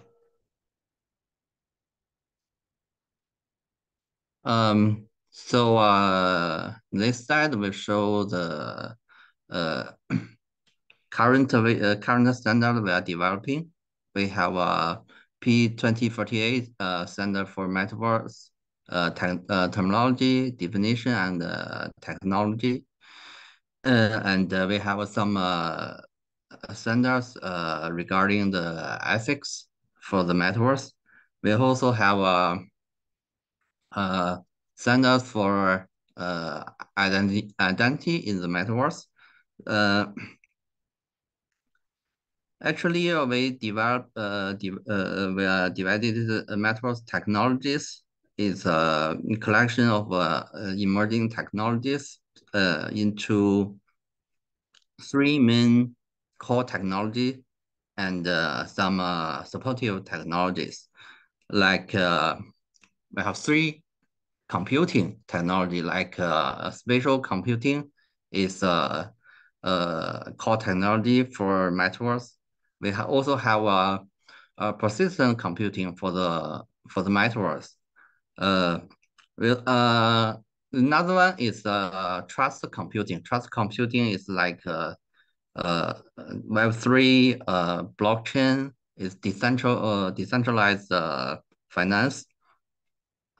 We kind of think trust computing may or may not be the essential technology for metaverse. It is debating, but for my personal perspective, for my personal opinion, it should be. So we set up three IC function. IC function is like association inside IEEE. We have IC 22 precision computing. We have IC 15 for decentralized metaverse. We have a spatial computing initiative is undergoing for waiting for the approval. So that's IC for the inside the metaverse. This is actually a standard project for the metaverse. We have on the right part we can see the standard with the name for the metaverse. We have AI standards for the AI ethics, governance, and the spatial vibe. We also have a lot of standards regarding human-machine interface, interaction, AR, VR, MR, and ER. For the supporting technologies like cloud computing, digital twin, big data, Web3, we also have a lot of standards undergoing. The last one on the right part is IEEE blockchain projects, because this is so many standards on this here. So we didn't list them all. So on the left part we can have some non-standard projects. Like we have IEEE VRAR, the advisory board. They have a lot of experts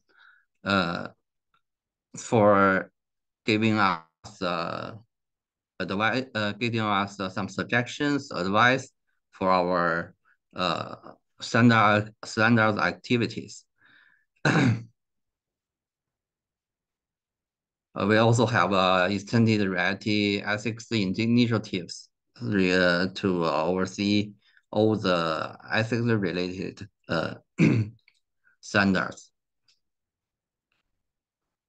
We also have a series conference, what we call the IEEE Metaverse Congress. Starting from June 2022 in Toronto, we have section 0 in the forum about the metaverse. Because of the pandemic, in 2022 we have a lot of all the section actually is virtual, and this year we have more and more face-to-face section, face-to-face conference. From January we have a Davos special. We have a Davos summit, Davos a special summit. We also have a Bangalore summit. We also have New York and Shanghai and Japan. We are having IEEE conference next month.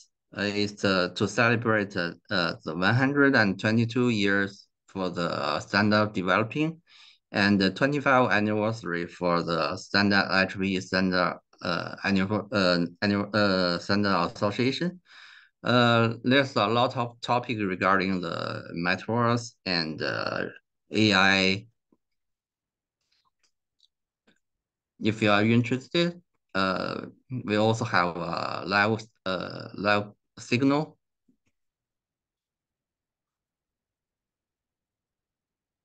Also for the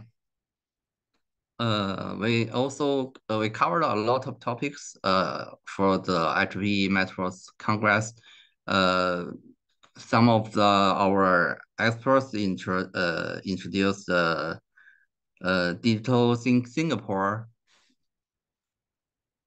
solution. They have actually Singapore want to be the smartest city in the world. They do a lot of things. They put almost all their government service to the web. Also, some build the digital twins for the entire Singapore. It is as we all know, Singapore is a nation city. It's a city nation. So digital Singapore is like it's a good example for the policymakers to digitalize our life. So that's a good example for the metaverse and also Cityverse. Thank you. That's all. I list our Metaverse Congress website and our working group website, and my email and my LinkedIn information. Thank you. Thank you so much, Ralph, from IEEE for your great contribution. We're very much looking forward to working with you, to looking at how to set up inclusive, accessible, and sustainable international standard around Cityverse moving forward. So we are actually running short on time, but I know some of our audience might want to ask some questions to our distinguished panel of experts. So I suggest that we take one question, and if any of our panelists would like to have a quick answer, and then we will take about 5 minutes for Q&A. So I think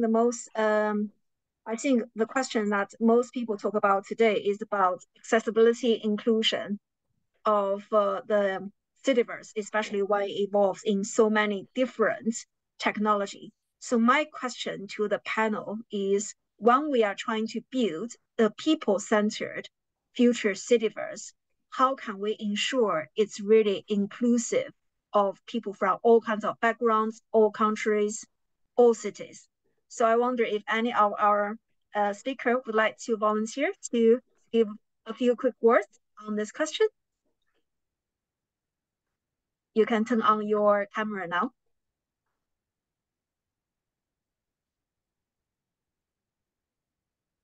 Nicholas, do you want to have a go, perhaps?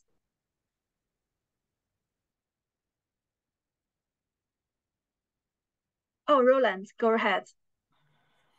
Yeah, it's quite a difficult question. How do we make ensure, at least? But I really think that we constantly should have focus on it. And constantly, but with every step we take, every development we make, constantly ask ourselves the question, what does this do with resiliency of our city and our citizens? And how do we make sure that everybody, at least in the case of us, because we are a city, of course, in the case of our city, that everybody in our city can come along with it. And transparency, I think that are the best guarantees to make sure that everybody can come along. But I don't have the answer to ensure that everybody can come along. Sorry for that. fun. Would any other speaker also want to comment on that? Oh. Well, if I may say a couple of comments, I think that it is a tough one, but I think the only way to do it is to really engage with the people, with different groups of people, and make sure that we listen to and try to find out ways how to get to the ones who don't usually participate actively in our processes. So I think that you have to use both sort of a traditional means and digital means to do that. But I think it's absolutely important and vital to reach out to people and start getting, their views, and also try to activate them by doing this reach outs. But it's not easy. I agree. Would any other speaker also like to comment on this, perhaps? Ralph, you want to say something about accessibility and inclusion issues of Cityverse for our citizens, perhaps?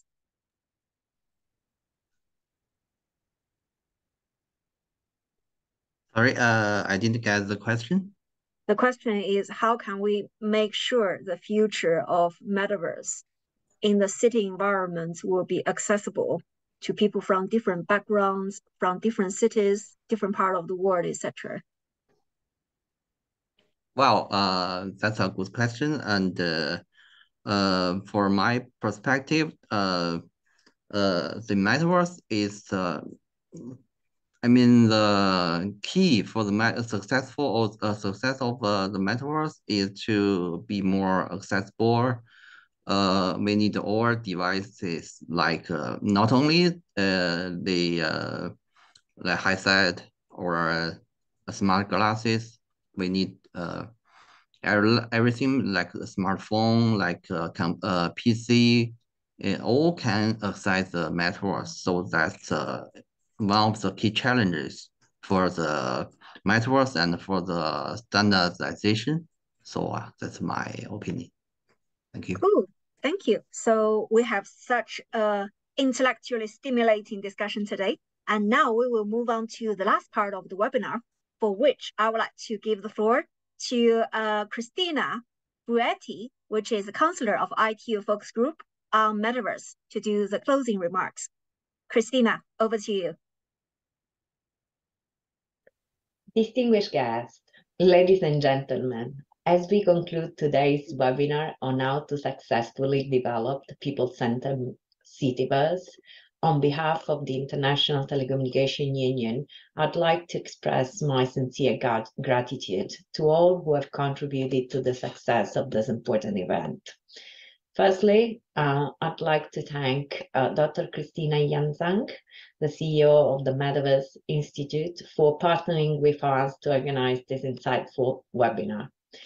I would like also to extend our gratitude to the Mayor of Querétaro, and the Secretary General of WIGO, and our colleagues, especially at UN Habitat, for their opening remarks, which set the tone for our discussions. I'd like to extend my sincere gratitude also to the distinguished speakers for their insightful presentations and for sharing their views and knowledge today. I think it has been an amazing webinar, and in taking into consideration that today we had the opportunity to delve into the concept of the Cityverse, a network of interconnected virtual worlds that mirrors the physical counterparts. We also explored the need to shift our focus from technology itself on how it can enhance life, solve real problems, and improve the quality of life of all inhabitants in order to build people-centered smart cities. The discussion emphasized the potential of smart city platforms to enable inhabitants to provide feedback, for example, on city services, vote on proposed projects, and generally making more engaged inhabitants in shaping their cities. Many of you have highlighted the importance of making people at the heart of the city planning and development process. And as we move forward, I encourage you to build on the insights gained from this webinar by joining the ITU and making the most of our open and collaborative platform to develop smart city standards and guidelines. Together, we can harness the power of digital transformation to make our cities not just smart, but also sustainable for the benefits of all inhabitants. Before I conclude my closing remarks, I'd like also to encourage all of you to join the ITU focus group on metaverse, in particular the task group on Cityverse, which is led by Dr. Christina Yanzang and Ms. Cristina Martinez from the European Commission. This is a very important task group that is carrying out, innovative work for which we need your help, your contribution, and also your inputs. So here is my call for all of you to join the focus group, which is open to all, and you can join at any moment and contribute to the discussions.